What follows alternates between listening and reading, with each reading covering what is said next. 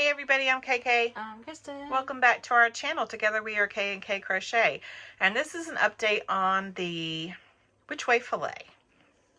And so I'm going to put a thumbnail at the beginning of the video, which you can go back and look at, and that will show you the finished version of the blanket. I'll also try to figure out how to pop a picture in here and show you what it looks like. I finished the first one, which was the Red Heart Ombre Anemone for my mom for Christmas. So I am one goal down. I need to go through and look through my goals again and see where I'm at. I'm one goal down for one Christmas present down, and I said, depending on how I felt, would be whether or not I was trying to figure out if I was going to feel like at the end that I wanted to start another one of those, because I wanted to do one for my mother-in-law. I need to use a stitch marker too because it's falling out. And I wasn't sure if I'd feel like at the end, because a lot of times when I do blankets and I do a new pattern, I get to the end and I think I don't want to do another one back to back with it because I'm tired of it. I knew when I was doing this one that I probably was not going to feel that way. And I did not feel that way, as you can see, because I started my mother-in-law's. This one it's the same pattern but different, because as I was doing it, I thought about my mom being in a nursing home and like having issues. Like she rolls out of bed or stuff like that. I didn't want her to get tangled up in the blanket. And I realized that it was going to be the same length as it was wide. So I only went to 52 inches because I thought that was enough to go across, but not hang down so far that she would trip over on it. And I thought 52 inches up, she's about 5'6", I think. So that's 66 inches. So that's 52 minus 6. Yeah, it's just kind of to cover up from, you know, chest down. So I started my mother-in-law's. I went back and looked. Fiber Spider has a rectangle tutorial, or a tutorial for a rectangle filet crochet. Not filet crochet. Which way filet? Words. And this is what it looks like. And I've had it all rolled up in a bag, so it's all. And she likes to like sit in her chair and like crochet and play solitaire and read and stuff. So that'll be good for her to lay there. And she likes yellow. She loves yellow. And if you know me, I don't like yellow. Like, don't like it at all. But this was the color I originally purchased to use for this. And this is Red Heart. Nope. Big Twist Varsity Yellow. I really don't like it, but it's what they had, and it was on sale. It was like $2.50, so I thought, well, I'll use it.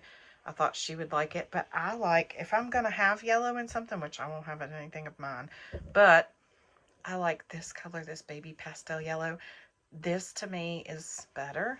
See them together? Okay. But I've bought both of them, and she approved of this color yellow, but I think she'll like this one too. So I want to put them together. But I have a question. Help, help, help. How far should I go with pale yellow before I insert varsity yellow? And of course, thinking about, I have more varsity yellow than I do pale yellow. I have 2 skeins of this. I have 4 of this. And I cannot remember for the life of me how much yarn is in a Big Twist, because I don't use it that often. Matter of fact, hardly ever. I'm looking. Hold on. How much of the anemone did you use? It was 2 2/3 skeins, and it was 700. Is it 700 or is it? It's 482 yards a piece, right? So that's 8, 9, 64 plus almost that much again. So yeah, a lot. So I guess that's what I need to do. I need to do the math and figure out. But I have more of the Red Heart, or the Big Twist, which is 380 yards, than I do of the Red Heart, which this Red Heart seemed like it was less. And I don't know why. There were 2 skeins of this at my Walmart, and that was it on the shelf. And when this is going to sound really funny, but to me, this is 364 yards. When I smell this yarn, it smells like it's been sitting for a long time. Like in your grandmother's house, in a tote, in a room. That's honestly what it smells like. I mean, and that could be just me from where I've been sick before. You all know about that. But anyway, tell me, how far do you think? I've done this. This is 10 or 11 rows, I think. Of course, this is 1 row here. These 2 together make the first row. And then you go round and round and round. So I think this was 10 or 11 rows. And this is the pale yellow. If I had found this first, I probably would have just made it in pale yellow. But she's seen this, and not this. She's seen this color, and she has seen this color, and she likes this color. And I will never use 4 rolls of, I will never use 1 roll of this in anything. So, yeah. How many before I put this? Or should I scrap this idea and just use pale yellow and find someone who will use this fluorescent yellow? It's not really fluorescent. Say we won't use it, and then banana duck, for instance, you needed yellow and we didn't have any. Banana duck I wouldn't have made unless somebody else really liked it. So still, I would never have used yellow. I don't like it. We always need a color. Some people don't like pink. I don't like yellow. Not 4 rolls of it. Okay. And this is not baby blanket. Normally I make up a baby blanket or something. So I would like to incorporate this yellow because I think she'd like it. Looking at it here on screen together, I don't think they go together very well. I know they're the same color, but maybe when I start to work it up, it'll look different. I don't know. Give me your opinion down below. Let me know what you think. All my wonderful color masters that know how colors go together and can look at it and say, oh yeah, you know, you should do this, that, and the other. And maybe once I start to crochet it up, it'll look different. Because how many of you have had a ball of yarn or a skein of yarn and then you go to crochet it up and it looks completely different when you do that? So I may try that. But how many rounds do you think? Because in my house, Kristen had said to stop like right back here, I think. And my youngest child said, do a whole skein of this and then a whole skein of the other. And I thought, well, I could do that, but with the idea that once the bigger it gets, the less you're going to get out of, the less rows you're going to get out of a skein because it's going to get bigger as it grows as you do it, right? So you're going to get more in the beginning out of the pale yellow, and then you're going to get this. And if you saw, not going to be even. Yeah, well, it could be depending on how I master it out with the other rolls that I have. I thought about doing that, 10 rows of this, 10 rows of that, until I ran out. I don't know. What do y'all think? I mean, the anemone was easy because it was all a variegated color and it just ran together and I didn't have to worry about that. And it's self-striped and the stripes turned out really pretty. You will see in the video or in the clip, it looks like there's a hole. What are you doing? She's over here rattling stuff. This is not ASMR. There is a place in the picture that looks like there's a big hole, and it's not another big hole. It is a stitch marker that I forgot to take off because it was a progress keeper, because it was where I was right after I showed you all last week, and I think I may have gone a few more rows, and then I put the progress keeper in so I'd know. And so I put that there to show you all, but then the blanket's too big to put in the video to show you. So if you see that little thing, if you blow it up, you can see it's a little snow globe progress keeper. So that's where I am. I finished the anemone.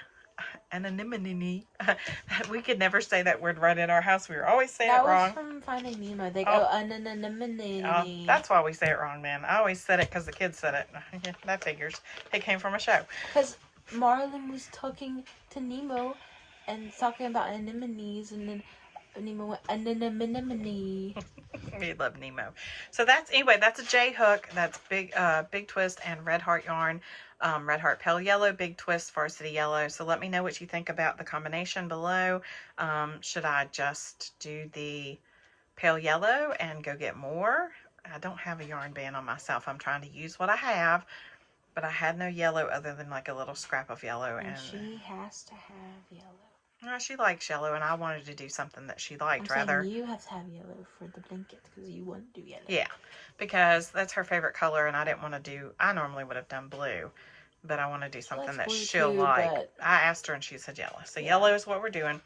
Her favorite flower is a yellow carnation. So let me know. Do I do all pale yellow and get more yellow? Do I do pale yellow and varsity yellow and how many rounds of each, or roll? Do I do a roll and then a roll, or skein and then a skein, or do I, what do you think would work best? And I thought about maybe doing a pale yellow and getting more pale yellow to do it, and then doing another one that was the varsity yellow, but I don't think I have that in me. I guess I could do the varsity yellow for hers and use the pale yellow as a baby blanket and work it up and give it away that way. I do have 2 babies coming this year to our family.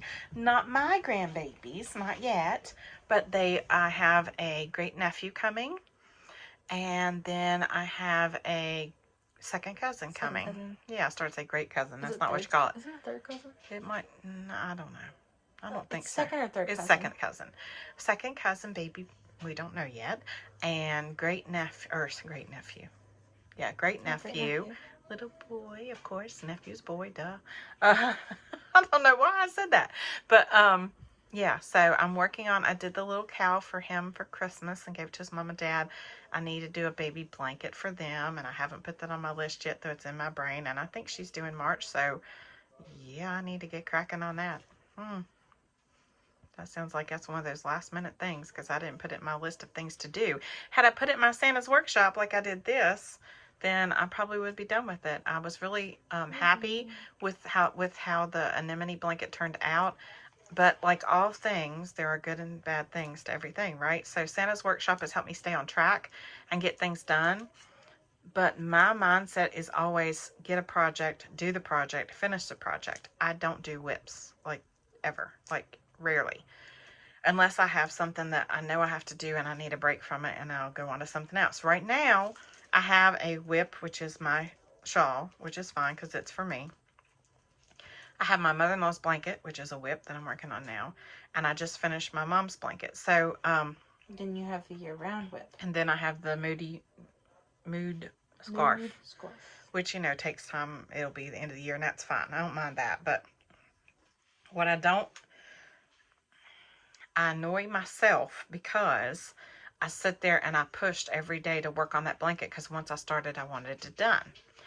But the good thing about this pattern is it works up super quick. And it, like, I spent lots of time. Don't get me wrong. I spent every evening, probably several hours an evening, watching movies or watching YouTube or whatever, working on it. But it did work up. You know, it's mindless. I don't have to think about it. It's a pattern repeat, 2 rows over and over and over and over and over, and I'm doing it, and it's flowing, and I don't have to think about it, and I enjoy that. But I'm also not going to have a whole bunch of stuff to show you guys, or a whole bunch of stuff to show to add that I've done. But it makes me happy that I'm accomplishing the goals I'm accomplishing for Christmas. Now, not all of my Santa's Workshop stuff is blankets. It's not all going to be.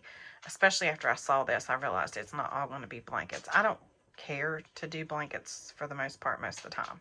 It's not something I do a lot of. It takes more time than I want to give to it, and I like to do short and quick and get it done. So that's where I am right now on my Santa's Workshop. 1 blanket is complete, 1 is in progress. So I have 8, and I had 5 weeks for each one to do it. And the first one I finished in, I guess, about a week. I don't think I wrote down when I started the other one.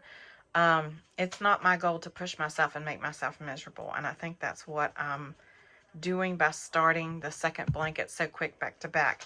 What I had intended to do was finish the first one, and if I had time left over in the 5 weeks, go work on other projects.